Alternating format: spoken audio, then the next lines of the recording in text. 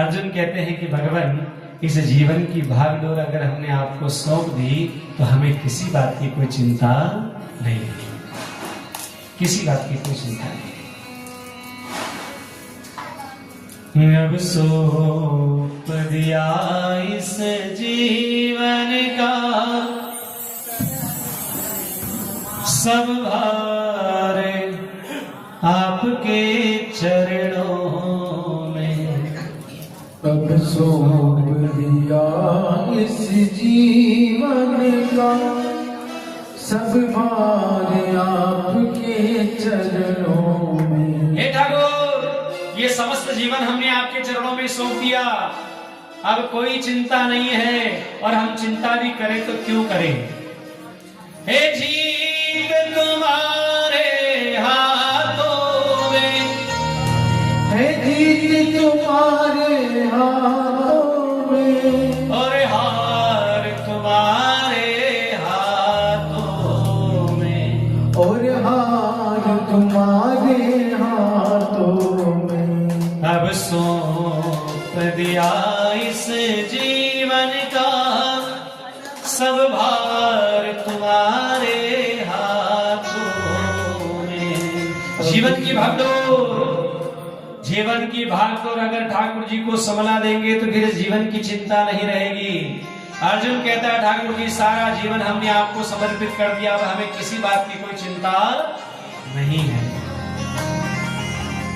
एक बात कहें आपसे और पूछे भी, ध्यान दीजिएगा। 5 पांडव हैं और पांचों पांडव कृष्ण से समान प्रेम करते हैं ना, समान सम्मान देते हैं, समान प्रेम करते हैं, और कृष्ण का भी पांचों पांडवों पर समान ही स्नेह और प्रेम है।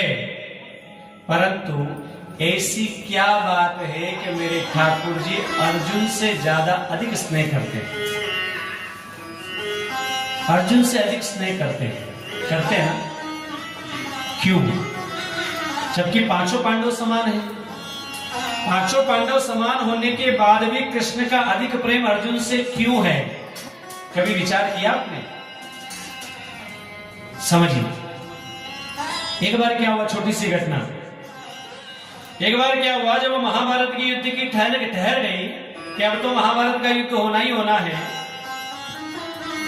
तो अर्जुन और दुर्योधन द्वारिका गए।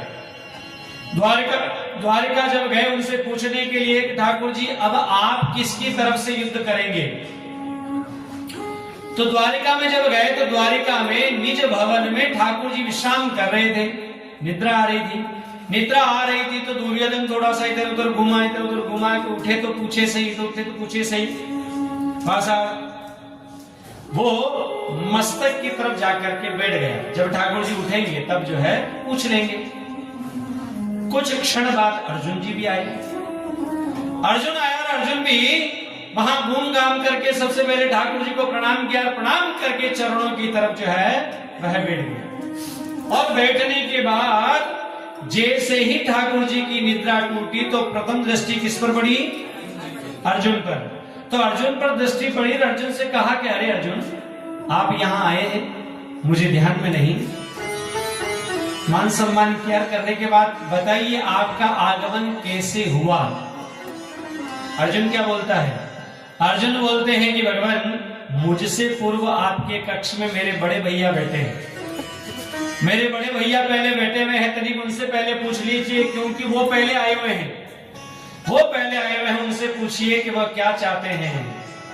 तब देखा तो दुर्योधन भी बैठा हुआ था, और दुर्योधन को कहा भैया आप भी आए, अच्छी बात है, दोनों आगे, अच्छी बात है। महाभारत की अब ठहर गई है, अब आप दोनों किस कारणवश यहाँ आए हैं तो बता दीजिए। तब दुर्योधन बोला कि देखिए महाभारत की अब तो ठहर गई, परंतु अब आप किसकी तरफ से युद्ध लड़ेंगे तनिक ये तो बता दीजिए। तब मेरे ठाकुर जी कहते हैं कि तुम दोनों पहले कान खोल के सुन लो। हाँ भाई, लड़ना तुमको है, मेरा तो बीच में कोई रोल ही नहीं है, पर फिर भी तुम कहना चाहते हो तो बात खोल करके सुन लीजिए कि मैं इस महाभारत के युद्ध में एक तो तरफ मैं हूं और एक तरफ मेरी नारायणी सेना है। तुम दोनों को जो चाहिए वो पहले मांग लो।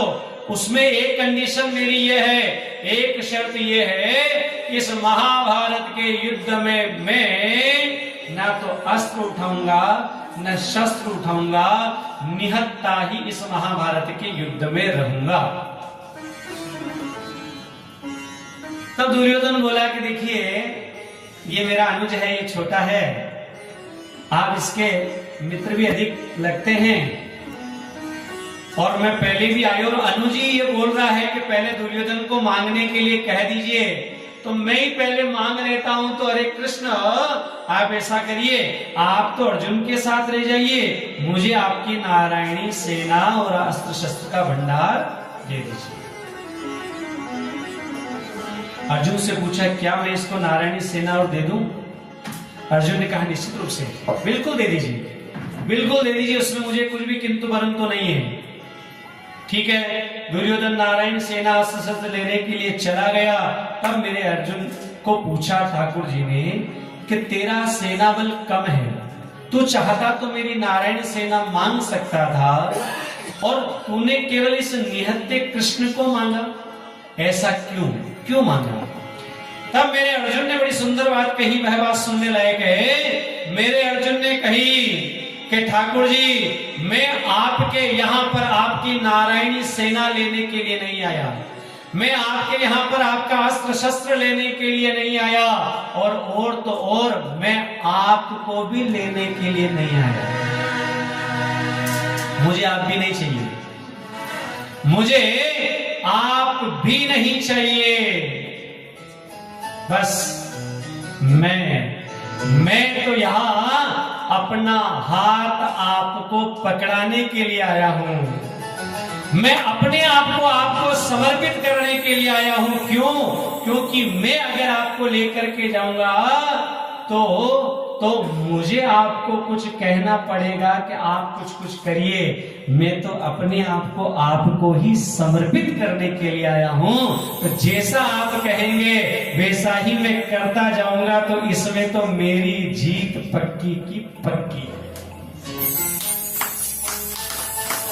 इस भाव से मेरे ठाकुर जी रीझ गए, समर्पण का भाव।